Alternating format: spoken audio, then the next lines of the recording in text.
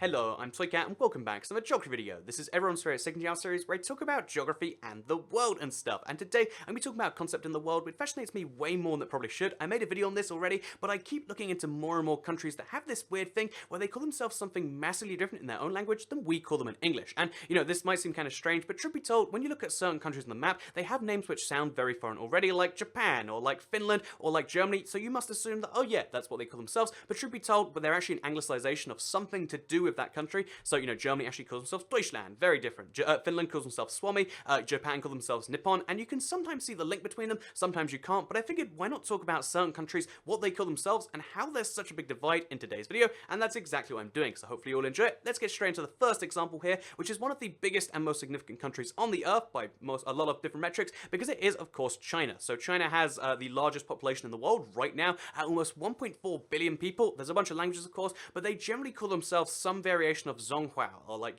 Z-H-O-N-G, H-U-O, like that's roughly what they call themselves, and this, when you convert it into English, means roughly Middle Kingdom or Middle States. So that's a really easy thing to explain. They call themselves the Middle States, the Middle Kingdom, because it's such a wide, big, unified, unified in big air quotes kingdom, that there's lots of weird things going on with that, but you can be like, okay, well that's China sorted, they call themselves the Middle Kingdom, but wait, where does China and Zonghao actually mix up? So, truth be told, they come from just entirely separate sources, because the word China derives from the Latin word Sina, or like, slowly from that, and most European languages have the exact same thing, where their, definition of it comes from Sina, and, because, again, it came from the Latin way back when, and this is because, they were roughly referring to the, again, in Latin, they're referring to this very far-off kingdom that might as well have not existed. The contact between Europe and, Asia, like, thousands of years ago, was so very rare that it was just this, like, almost, not quite fairy tale, like, almost this legendary kingdom from the distance, and that's why, Sina is the kind of thing, and that's also, just as a fun little fact, why we call, descriptions of China as the Sino-something. So if something is Chinese, you call it the Sino-something. So for instance, the China-Japanese War would be the Sino-Japanese War, and it's just a little interesting thing you might not have known, that the word China in English is just so far removed from Zonghao, and when they refer to themselves as China, that's not what they call themselves, they're just saying it in English, because that's the language we're speaking, and they want to, be friendly and use our word for it. So yeah, China, Zonghao is the first example, but it's not the only one, because again, there's just so many examples of this all around the world. The second one is one that I find to be quite interesting, because it's in the it's in the Caucasus region, in one of these three countries right here. It's Armenia. So Armenia had a big spotlight recently, so I was reading into the country, and as it so turns out, they don't actually call themselves Armenia, and they don't call themselves anything really too close to Armenia at all. Although there is a connection between Hayastan, which is what they call themselves, again, like they call themselves Hayastan, and Armenia, which is what we call them in English, and what a lot of other countries call them some variation of. So how is there that disconnect? And again, this actually comes down to like the kind of, it's like a derivative of a derivative here, because it comes from the Persians, I believe, named it Hayastan in the first place, which was based on Haik, the legendary founder of the country. I don't know if you can like prove he's real or not. It's one of those like weird things where like some legendary man came in to make the country. But yeah, it's a big part of Armenian like history that some man named Haik, or some figure named Haik, created the country, and the country was named after him. Haik becomes Hayastan, because the stan suffix actually means place of. So place of Haik, roughly, it's a really, really weird kind of step there. But the weird thing is the name, Armenia, which is what, again, we've just used and what that's kind of accepted in English, actually comes from the brother of Haik, or like some descendant, or, some with direct connection to Haik, called Aram, and then we call it Armenia based on Aram. So that's a really bizarre little thing that like, oh yeah, they call it Hayastan because that's their suffix on top of their person, and we have some other person who's related that we decided was connected to that, and we call it Armenia based on his name. It's a really, really strange little story, but it's Armenia, or Hayastan, one of the stands that you might not have known of. Again, there's a lot of stands in the world, and they're very, very close together, but there's actually an extra stand found just over here, Hayastan, because that's their actual name for themselves, and there's also another stand, sort of, which is to do with India. So this isn't a currently used term, but India do not call themselves India, at least not most of the time. So unlike China, where again, China is just the English word for it, English is actually one of the official languages used in India. So this is, lots of reasons for this. Some, they used to be part of the British Empire till a while ago. I'm just going to mention that right now, because I'm British, and that's what you should expect. Jewel of the British Empire, India, only went independent in the past, like, 60, 70 years, and one of the either, like, things from that, or like one of the just parts of the modern world, is the fact they have English as one of their languages. So they call themselves India officially, but most people don't refer to the country as India, because in all of the native languages of the area, again, not English, this language we're speaking right now, or I'm speaking and listening right now, instead they actually call themselves Bharat. So the name Bharat comes from, I think it's Bharat Vaska, the name for the like rough subcontinent, because bear in mind, Asia is one continent according to most definitions, and although continents are kind of like a weird, there's not really anything going on here, let's just say Asia is a giant continent, but to try and describe that whole place, do you see this whole place? Trying to describe this whole thing as like, yeah, this is totally all, like Asia, gets a bit confusing sometimes, so there is a word for the Indian subcontinent, which again is Bharat Vaska, which covers more than India, but eventually it was kind of like reclaimed in the past like 150 years to roughly mean India, because bear in mind, India, kind of like with China, but in a more serious scale, never really existed as a country. When it was, it was ruled by the Mughals, which weren't really a true empire, and then it was ruled by the British for a bit, and then like the concept of a country of India isn't something that's too,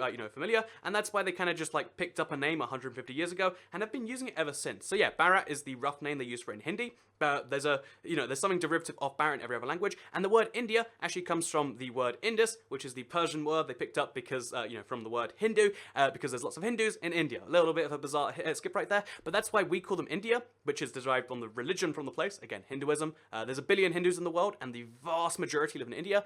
We call them based on their religion, and they call themselves based on their subcontinent, except it's covering a lot more than that. But yeah, that's roughly what's going on with India. They call themselves based on geographic, we call them based on their language, and neither one really makes too much sense because you don't know the whole thing, but that's why India and Bharat had such a big separation there. So yeah, let's go on to the next example, which is my favorite one because this is one that confuses English speakers and German, well, I guess it confuses English speakers like that don't pick it, even know it, or that pick it up from somewhere else, because it is Austria. So I mentioned this one before, but just kind of prove this is the case, because when you see it on a map, you're like, yeah, that's Austria, that's what we call it, and that's the name for it, right? But Austria and Australia get confused a surprising amount, especially amongst people who don't necessarily know geography, because Austria is a fairly small, I mean it's wide, but like, in the grand scheme of things, it's a fairly small Central European country, and Australia is a place very far away that, although it speaks English, you probably aren't going to go to too often. So you can see how they get confused, because they're roughly similar levels of wealth, and like, there's nice things going on in both countries, blah, blah, blah. You might go on holiday to either, and that's why Austria and Australia get mixed up. However, Austria actually call themselves Österreich,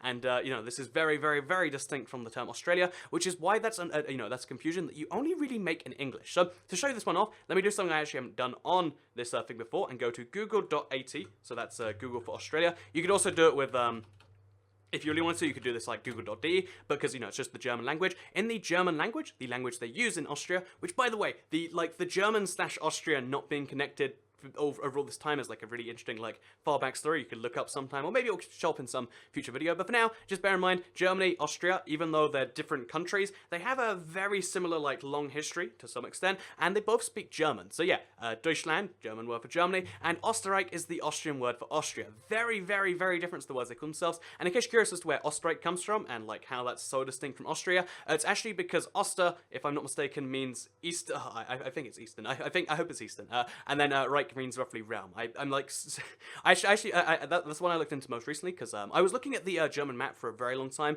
I think this is something I'd like love to do some full video on sometime, because seeing what other countries call other countries makes things even more confusing, because a lot of countries, okay, so again, this is German, Ukraine, China, Japan, oh, yep, they call themselves the same things as English, isn't this wonderful? But sometimes there are just countries which have these way out there names that aren't anything like their normal ones, and it creates this whole very, confusing extra level of like, oh yeah, so, if we look at, for instance, if we look at some countries now over here, it's like, oh yeah, they call themselves slightly different things. Like, the biggest examples of like what's the weird thing is like they call the USA, sort of like that. Look at the United Kingdom, it's got that like, oh, what's going on there? And some countries just have like kind of joking things applied to them. It's interesting. It's just a little weird little thing.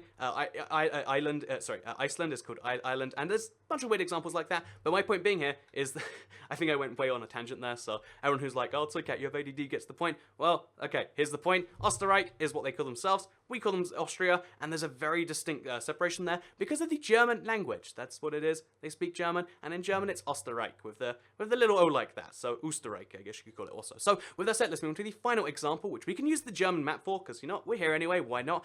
Because it is even though Germany calls the United Kingdom something separate, England and Wales are both called England and Wales in both English and German, and that's relevant here because Wales is called Wales in most other languages and indeed English, but in Welsh, a very small use but technically used language in Wales, they actually call themselves Cymru. Cymru. it's a hard word to say, and when you look at it, you'll be like, oh, yeah, I guess that is hard to say. So here's what it looks like. As you can see, Cymru, that's what you see above a lot of Welsh flags. You'll see on all signs and roads, like for some reason, even though Welsh isn't widely used as a real, as a like communication language, it is widely used on street signs as like a national heritage thing. Because bear in mind, the UK is made up of nations, and these nations have their own nationalist tendencies and stuff. And one of those nationalist things is the Welsh thing. So just as an interesting little side note before we go any further about the name itself, let me just quickly mention that like the dragons, they're so inconsistent from flag to flag. Like here's a fairly nice, Welsh flag, and here's another one, which as you can see, just like, is that really the same dragon? Are we gonna call this exactly the same? I don't think we can. That's all I'm saying. But yeah, with like, I mean, it's a different shade of white, a different shade of green, and everything about it is just different. Because having a dragon in a flag is just not a good idea. I'm sorry, Wales. I shouldn't offend people before moving on to the final point, which is that Wales, actually, that's the English name from it. It comes from like, it's got like some deep derivative to do with the Celtic language, and the word Cymru actually comes from, I think it's Old Celtic, because again, most people settled here were Celts before, and it actually means fellow countrymen, and that's what they actually named their country after countrymen. And there was something about that I really did quite enjoy, because Wales is a very rural place, wherever it was back then, who knows for sure, but the fact that they actually named it after countrymen is just like, isn't that wonderful? I think it is, and I hope you do all agree. So yeah, there are 5 more examples of countries which call themselves different things in other in other languages, or in their own languages, so to say. We've got Zonghao, we've got Barat, we've got Hayastan, we've got Osterreich, which you can see on screen in case you're offended by my pronunciation, and then we've also got Wales, or Cymru, which again, this is the wackiest one in the world because it's just so different, and I see it as a kid, like when I was like 4, and that's when I realized certain countries call themselves other things, and it kind of devolves into more and more and more. But yeah, that's what I've done in today's video. I hope you all enjoyed it. I'm considering doing like a series of showing up other countries' maps, because if you just go to google.pl or google.anything else, you can see, oh yeah, here's what the Polish map looks like. Wow, it's so different. I was considering doing like a video on like some of the weird ones of these, so let me know if you want to see that also. But for now, hope you all enjoyed it, because second channel, don't care. Goodbye.